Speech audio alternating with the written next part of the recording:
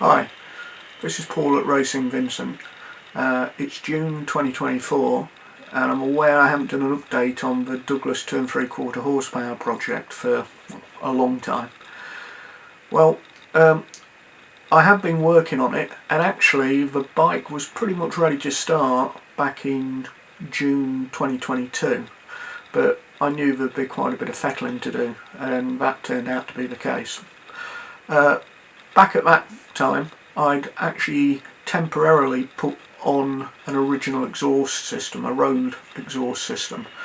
I did want to make a replica of a 1912 TT exhaust system which had separate pipes, but I was struggling to find somebody to make it for me and guessed I'd have to do it myself. So at that stage, back in 2022, I put the exhaust system on that came with the bike, the project as it was, cleaned up, so that I could at least have a go at starting it.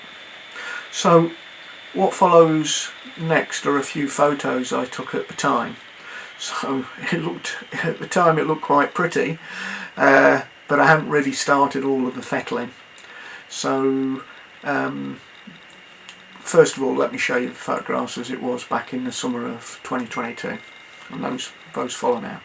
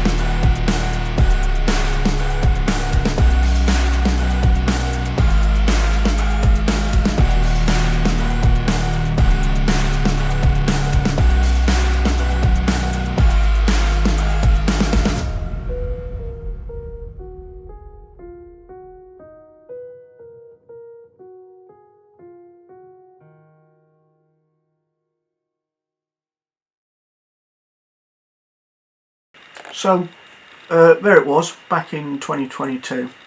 I hope you like the photos. Actually, one of the nice things about putting the bike together was that I'd managed to acquire some quite nice little period trinkets for it. One of the bits I particularly liked was the enamel badge that you see here, and it's a dealer's badge, which I know was quite popular in those days. I suspect this one being enamelled may have been for a car, but nevertheless it's a lovely badge. It's from Colmore's depot, and Colmore's depot, I gather, was quite a famous dealership back in Edwardian times, and they had dealerships, if I remember rightly, in Manchester, in Birmingham and in Leicester, where I grew up, on the High Street in Leicester, which is one of the oldest roads. There's no traces of it now, but a few years ago I saw these badges from a car dealer. They weren't cheap, but they're lovely things. I actually bought the very similar Leicester one as well as a Manchester one, but I realised that the Manchester one had an early 4-digit phone number, so that's the one that I put on for now. And I don't know about you, but I think it's quite a nice little period touch. One of the other little trinkets just above it, you might notice, is the reflector. I know it looks like a light, an early light, but it's actually a reflector. And what was nice about that was finding it in my father's workshop after he passed away, and I was clearing the workshop out, and it looked very second hand at the time, knocked about, but it cleaned up very nicely. And the body, although you can't see it because it's painted black now, is actually brass. And when I cleaned the old paint off it, I found that the Lucas monogram on it was in a very early font that I'd not seen before. And the interesting thing for me is that the glass is a very early glass, so it's pre-faceted. Most reflectors, I don't know when it came in, but very early, had some kind of faceting so that the light reflected off it in all directions. You might notice that with nearly all car reflectors and motorcycle reflectors, they've got faceting to the lens, and this is pre-faceting, and the glass has got this rosy tint to it. Again, it's another lovely period thing. I did look it up on the internet, and as far as I can tell, it's probably pre-1915, but you know, one of those pretty little touches. I will go through some of the other little trinkets I've got on it later on, but for now, the next thing I just wanted to cover was, well, what happened when I came to fettle it. Well, I was having all kinds of issues with the transmission, and that was because, being a belt drive, the belt needs to be tight. Now, originally in those photographs you'll see that the belt is a linked type belt, but if you look very closely you may see that the little rivets on it are blue or blue tinted. And I found out since that's an indication it's a modern type of belt. And what I found was, when I first fitted it, all kinds of issues trying to get it tight, or tight enough that it didn't slip when I tried to push start the bike. Eventually I talked to a couple of people in the know, including Bert Pol in Holland, who some people may have heard of. If you haven't, have a look at his website. Great guy, knows an awful lot about veteran bikes, and he told me that quite often if they've got that kind of modern look to them, then the chances are they're a modern replacement link belt, and the old type, which I think is called Brammer belts, are made of a different material and less likely to slip. But I didn't know that at the time. I was trying to fettle it, I was trying to start it, I was getting lots of slip, but I was also getting it coming out of gear and other things, which I later found out that actually when everything was being tightened up, the original belt pulley that you can see in the photograph, which needed quite a lot of reclaiming, it was very heavily worn when I bought the bike, and I needed to butter the taper with braze and remachine it. Likewise, I needed to lightly machine the actual grooves on either side of the belt pulley that hold the belt, as they'd got lips on them. And having done all of that and then had it nickel plated, when I put it on, I then had to make the hex nut that tightened the taper onto the shaft. What I hadn't realised is all of the tolerances were so tight that when it was fully tightened, the rear face of the belt pulley was just touching the gearbox, and of course that was tightening all the shafts up just enough to mean that things weren't rotating properly and it wasn't fully going into gear, all the normal kind of stuff. When I did finally get all over that issue and actually get it to turn over, I wasn't getting any spark. At least I didn't think I was getting any spark. I then found, well, maybe it's a carburation issue, and I went to the float chamber and found I had to do a few things with the carburetor. But bottom line is, in the end, after much heaving and sweating over a couple of weekends, it wasn't showing any signs of starting, and it didn't look as if I was getting any spark. So at that time the magneto had been rewound. That time I decided there was nothing else to do but to take the magneto off, and unfortunately even taking the magneto off turned out to be far more difficult than it looked. You'd think with so little on the bike like that it would be easy to get off, but it's, as you can see, it's mounted on the crankcase on a platform with two little bolts, vertical bolts, and tiny little nuts, and I undid the nuts and hoped that the horseshoe mag would come off easily. Instead it was almost off, but about 2mm, studs 2mm too long to allow it to come off, and in fact the top of the horseshoe magnet on the magneto was now fouling the top tube. So unfortunately it was take all the exhaust system off, blah blah blah, and drop the engine. And that was another weekend, another thing, and that took me till the end of summer. I was only getting to work on it every now and again, and it took me to the end of summer. So having tried hard in that first summer, it wasn't to be. So there is a picture there of a magneto, and I did talk to the person that wound the magneto, and I think he'd done a good job. What he did tell me with these EIC mags is that sometimes if they're adjusted with a slip ring in a slightly different position, or the points a slightly different position, they can lose their spark entirely. And the upshot is, having played around with the magneto and the points and whatever, I was able to spin it by hand and was getting 2 sparks.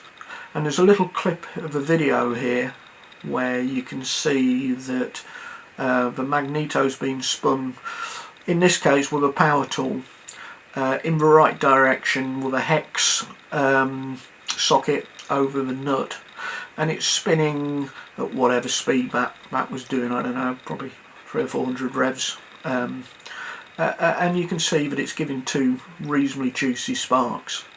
So it looks at that time as if maybe I'd positioned the mag incorrectly, but bottom line is I was getting a spark now. So based on that, magneto back on and engine back in, and that took me into probably spring 2023.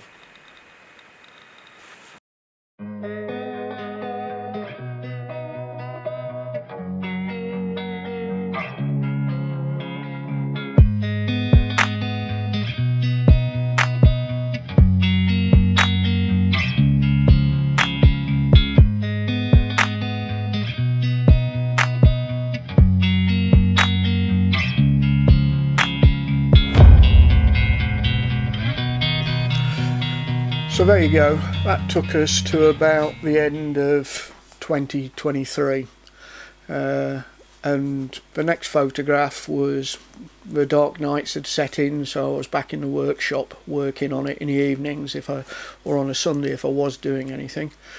I took the opportunity to check the valve timing at that time when I was putting the engine back in, and you can see here It's relatively easy to check the valves. Being heads, side valve heads without removable cylinder heads, you have valve caps. Unscrew the valve caps, and as you can see in the photograph, the valve's quite easily visible. So I had the timing cover off. I checked the valve timing, and it doesn't have independent cams, it has a single camshaft, so it was relatively easy to reset to set the timing. And checking it, all looked fine, all looked to be as it should. So at that, I put the timing cover back on. I did a couple of other little jobs as well around that time, just bits and bobs. So frankly, 2023 wasn't a total loss by any means, and I think whenever you're building a bike like this, you have to accept the fettling tasks, take quite a while. So I'd already identified a few other things that I needed to do, but the main thing that I wanted to tackle next, and I thought, well, I'd started doing it at the end of 2023, but I needed to come back onto it, and that was to do an exhaust system.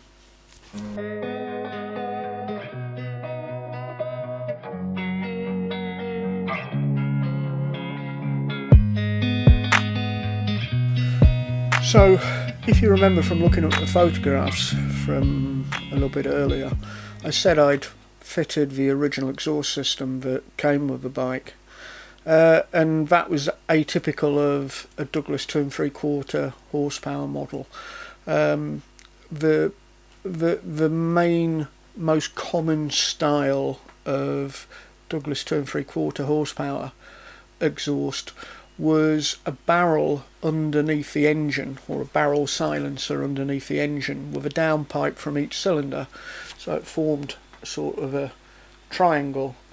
And even Douglas transfers at the time showed a Scottish person holding a Douglas engine up, which is just about possible. They're not hugely heavy, but holding an engine up, and you can see that very typical bottom exhaust. So one of those did come with the bike. It was in very rough condition, so obviously the bike was bought as a kind of like a dismantled box of parts, and it was an original exhaust system, very corroded, very rusty, but still pretty solid. So I spent quite a bit of time cleaning that up. I vaguely remember I did a little bit of brazing on it, where it had some pinpricks. Derusted it and painted it a gloss high temperature black, and it was that I'd fitted for the first trial firing. But I always had it in mind that I was going to make this a TT replica of sorts. And just a reminder, the Douglas 2 3/4 horsepower was made in lots of models over lots of years, and post-war it was still being made. It had gone all through the First World War. Approximately 25,000 had been made for the British Army, all very typical kind of style. If not sit up and beg, then only a light sports handlebar. But one thing I didn't know is there was some references to a TT rep, I think before the First World War, but certainly I've seen a couple of references to TT rep after the First World War. I personally think that probably means it's the sportier model, so it's got slightly downturned handlebars, and it doesn't have footboards. It has pedals. If I remember rightly, my year 1919-1920, I think that was for Type V, if I remember rightly. But that sports model, I think, if I've seen adverts, period adverts, where it's shown as TT rep, I actually think that refers to the handlebars.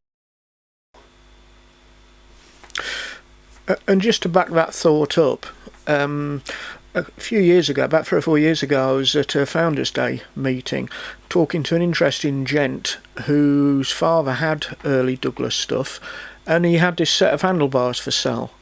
And you can see that they're quite heavily corroded where they were visible. I suspect they sat on a bike with the in a shed with the top part exposed, and as you can see, the stem where it actually fitted into the top of the forks, it's still got the original nickel. A lovely set of handlebars, and actually they are very thick steel, so I think they may just polish back enough where I can have them re-nickeled and strong enough still to use.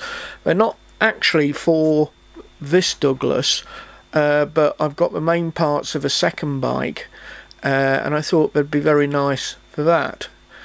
But nevertheless, I suspect they're what may be called the TT type handlebars, and they're a sports set.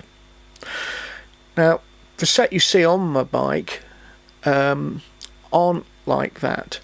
When I started restoring a bike and trying to learn a little bit more about them when they were racing, I realised that they do seem to have been involved in an awful lot of competitions at the time, whether it be kind of closed roads, hill climbs, reliability trials, or even the races that were going on at the time. So this is just pre-World War One. Certainly in the Isle of Man, TT, they seem to be a popular choice pre-World War One. And when I started doing more in kind of research on them, I realised that around 1911, 1912, when I suppose the Douglas turn 3/4 was just becoming popular, and Douglas were trying to promote it themselves, they had a works team, and they were actually successful with that works team in winning the 1912 Junior TT. And later on, I think they also, if either not won, they did very well in the French GP, and also the Brooklands GP. And there's actually a couple of pictures here, as I say this, of those particular bikes. For me, those works bikes had two very distinguishing features. The first one that you can see here is that they had that TT type handlebar, but the works bikes, the mounting for those handlebars wasn't through the top stem like all of the road bikes were, and actually like most veteran bikes were, they had the handlebars going through the top stem, which was, I believe, a throw over from push bike design. And that set that I've just shown you, that TT set, is of that design, where the handlebars mount through the top stem with a vertical tube. But if you look at the pictures of the 1912 works bikes, you'll see that the handlebars look to be mounted behind the top fork crown. Now, I can't tell for sure exactly what that design was. There's only a few photographs to my knowledge, and I think I've seen most of them. And as you can see here, there's a picture of one of the works bikes, and I believe that's Willie Douglas behind the bike, and you can see that the handlebars look to be mounted behind that top crown. So that's one of the distinguishing features, and one of the ones very early on I decided I want to incorporate. And as you can see from the photographs, you may have noticed, I actually ended up having a set of handlebars bent to the right shape. But I've got handlebar makers from my own business, and I formed a set with a correct, what I believed looked the correct bend profile out of an old set myself with oxyacetylene to get the right shape. And then I passed that to my manufacturers, my main manufacturer, and asked if, this is back in 2016, and I asked if they could replicate that, but I knew that I would have to cut the handlebars in the middle to allow them to be fed and brazed to a block which could be mounted to the top steering crown. And that's what I did. I ended up, I couldn't think of any easier way of doing it.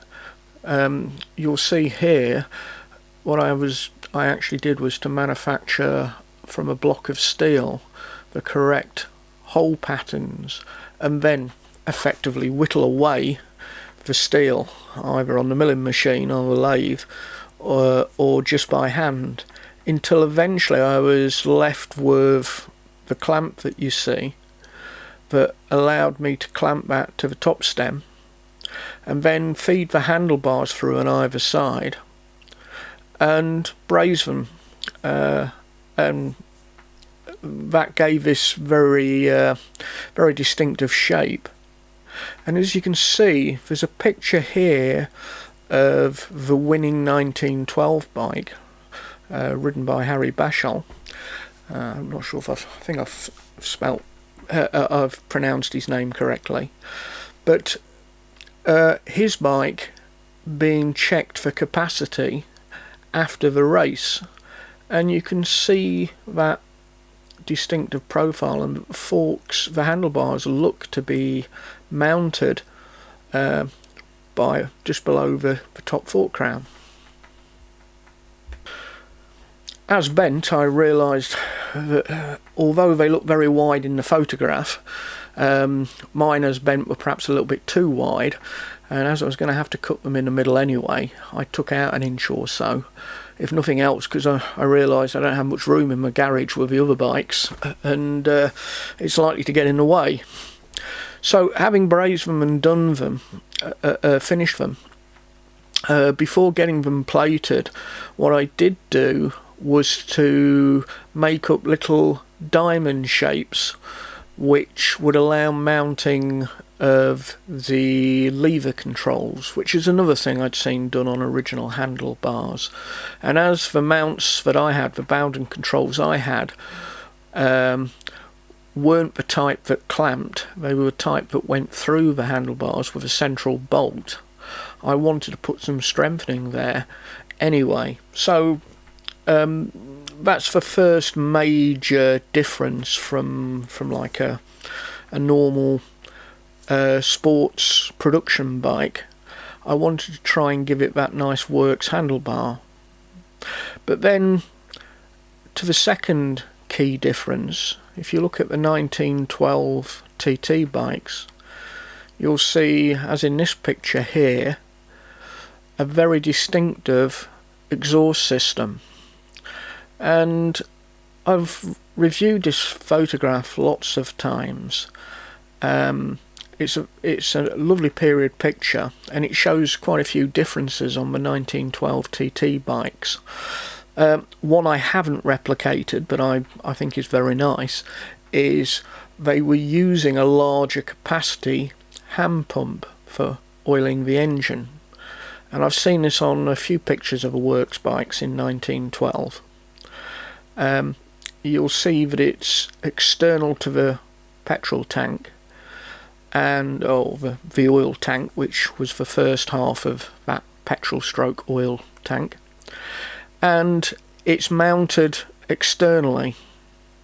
Well, I did think of replicating that, but actually I've got such a nice original and slightly later tank, a 1920 tank, which had the original paint still on it, but I didn't really want to mess around with that, so I decided to keep the original oil pump.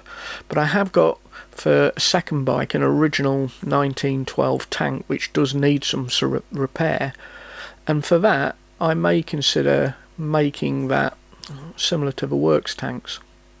But going back to this picture with the exhaust system, you'll see it's the only picture I've really seen which shows one of the works bikes the profile of exhausts.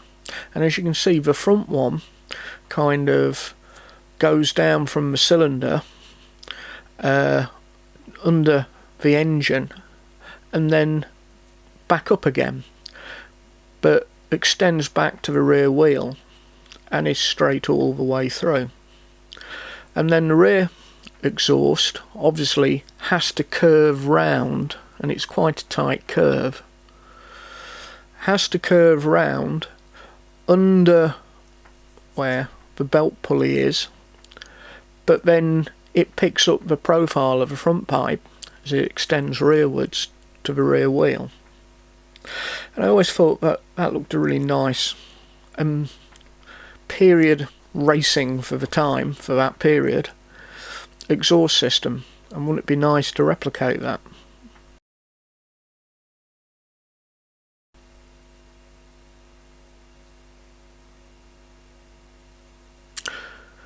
So back in 2022-ish, around that time, I was getting to the point with a restoration where, as I say, I already had an original exhaust which had been cleaned up well enough to use for the initial firing, but I thought I also ought to start looking at getting an exhaust system made.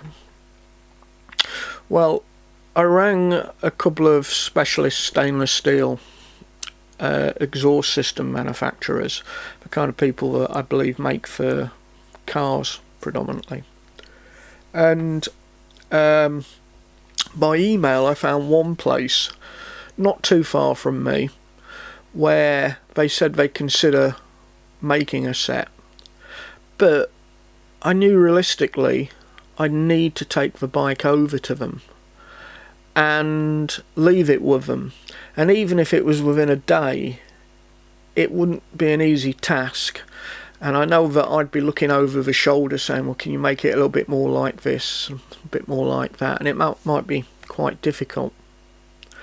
So I thought, well, before going too much further, I might at least have a quick go myself. I'm certainly no pipe bender, but like a lot of home workshops, I've got simple pipe bending tools. So I bought a short length of stainless steel pipe, and my first attempt with that pipe quickly told me it was too thick a gauge. So I then bought a thinner gauge. I can't remember what it was now, but I know it was about probably the thinnest I could get of that particular diameter, which was 1 inch. And I didn't take photographs at the time. I wish I had done, because I could have put them up, but I did find it quite difficult. I had this pipe bender mounted in a relatively big vise I've got on a big heavy table which I've got my bench press on, and that allowed me to put a Tommy bar on the pipe and then get it red hot and to be able to put the different bends in the pipe. Needless to say, it's nowhere near as good as if it had been done professionally, and I did find that particularly with that rear pipe, as I'm trying to get the tight curve on it, it resulted in a slight crease on the inside. I did try one of these springs which you put inside the pipe, and I also considered using sand, which I know is one way of stopping it. But in the end, the pipe I was doing was bending, but I did notice it had a couple of little kinks in it. But the upshot was that after coming back to it 2 or 3 times after a period of, well, weeks, probably months, and I think this was sometime in early 2023, I'd got the shape pretty much as I wanted, and I wasn't too worried about marks and slight, not creases, but just the slightest marks on it, because I knew that in all likelihood, once I started running the engine, being a total loss engine and might not be the most oil tight, it would probably end up in oil getting over the exhaust system and giving it a bit of patina anyway. So the idea was to try and bend it, and I kind of figured to myself that even if in use it ends up fracturing or splitting where I bent it, it should provide a good pattern to pass to somebody else, a professional exhaust maker, who'd be able to replicate it. So that's pretty much how it turned out. What I would say is, after I'd made the main shape, I then went all round it for a weekend or so, linishing away any of all of the worst marks, and getting it ready at this point to put the mounting flanges, which I machined. So I machined those from stainless bar, if I remember rightly, and put the same flange on that the original exhaust system would have, so that it could have nuts, the collar type nuts that take a C-spanner, could have those fed over the exhaust pipes, and then the flanges brazed on. However, while linishing the exhaust pipe and trial fitting it, as you've seen in the pictures, horror of horrors, I noticed two splits had appeared, where clearly I tried to bend a little bit too much, with the pipe already being too thin after I'd linished it, which was a real pain. But actually I knew I was going to have to braze on some kind of bracket around the area I found the split, to allow the pipes just to be joined together up around the engine area. So I ended up putting those little mounting brackets over where the split was, and touch wood, that's turned out not too badly. What I would say is the pipes don't really bear close examination, but how close are you going to be getting to it? Even if I take it to shows or events or whatever later on, I would hope that by that time it's got a bit of patina and oil over it, and people aren't going to be looking at closely. But generally it doesn't follow the profile of the 1912 works bikes exactly. You'll see that as they exit at the back, the original pipes, I believe, came out almost horizontal to each other, and I thought it'd look really nice if they just had a slight offset. And then the last task while doing this was to fabricate a rear mounting bracket, and that was going to be the main mounting bracket. The pipes aren't actually that heavy, and as you can see, the whole bike is, as bikes were of that period, quite, I wouldn't say flimsily built, but very lightly built. And on this, the exhaust system is really no exception. Those two pipes don't weigh an awful lot, and the mounting into the heads is quite strong. It's a screw-on thread with copper and mineral wool crushable washers. But at the back I thought, well, hopefully a single mount at the rear would suffice, and I had a good mounting point, that being the rear frame where the wheel spindle mounts are, and just above that is a mount for the rear carrier, and I thought, well, by extending out the pins for that, which I had to do anyway, so I machined stainless steel pins that hold the carrier because it's a little bit wider than the rear frame, I can actually make room for that for a bracket. So that was the last task, was to fabricate from stainless steel, I think it was 1-inch bar strip, 1-inch wide stainless steel bar, and you'll see quite a few little bits I machined on the lathe to create mounting brackets. And I believe I bought some stainless tubing the next size up, where the internal bore of that tube was 1 inch, so that they would slide over the exhaust pipes, and then I could put these parts I'd machined for holding hex head bolts, and then slit through it, so that by slitting through the circular bits that fed over the exhaust pipes, it would allow me to tighten them. And that's pretty much how it went, and I spent a bit of time trying to get the profile as nice as I could, and the pipes positioned at approximately 45 degrees to each other, one higher than the other. And as you can see here, the final bracket, although it looked pretty rough after the brazing, I got a nice flow of braze, so that allowed me to clean a lot of the braze away and all the flux, and finally polish it all. And the final thing was just to give it a little bit of that old racing look by drilling some holes along the side. And with the little hex bolts I made, I've got to admit I was very pleased with how it looked at the end. Now, I don't know how well the exhaust system is going to perform, but what I can say, jumping ahead a little bit, although I'm still in a stage of just firing the bike up and trying to get the carburation sorted, it certainly gives the exhaust a nice tone.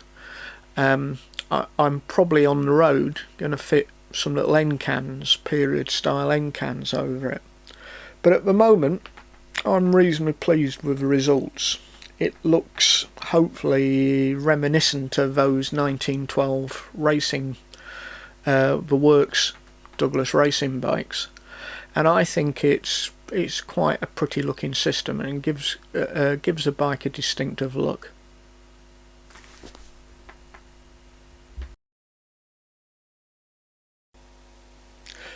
So that's about it for this update.